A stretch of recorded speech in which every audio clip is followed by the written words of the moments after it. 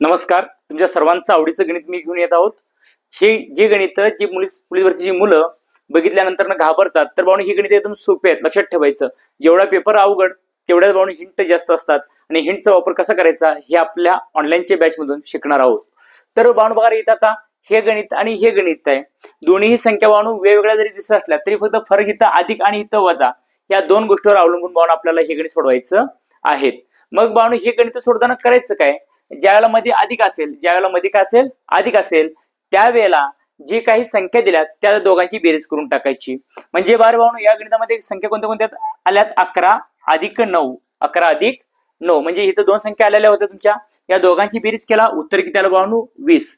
म्हणजे ज्या वेळेला भावनो मध्ये अधिक असेल त्यावेळेला डायरेक्ट दिलेल्या संख्यांची बेरीज करून टाकायची, म्हणजे 11 अधिक 9 बरोबर किती आलं 20.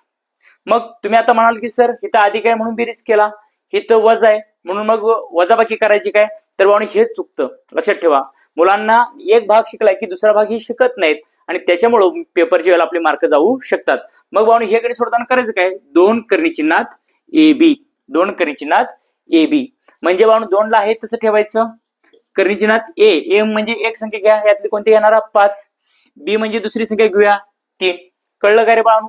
मग आता काय येणार, दोन कर्णी चिन्हात 5 त्रिक 15 म्हणजे हे जर भावनो उत्तर. म्हणजे अशा पद्धतीनं जर सोपी गणित जर तुम्हाला जर शिकायचे असतील तर आज आपल्या चॅनलला सबस्क्राईब करा, येणाऱ्या भरतीमध्ये उज्ज्वल यश मिळवा.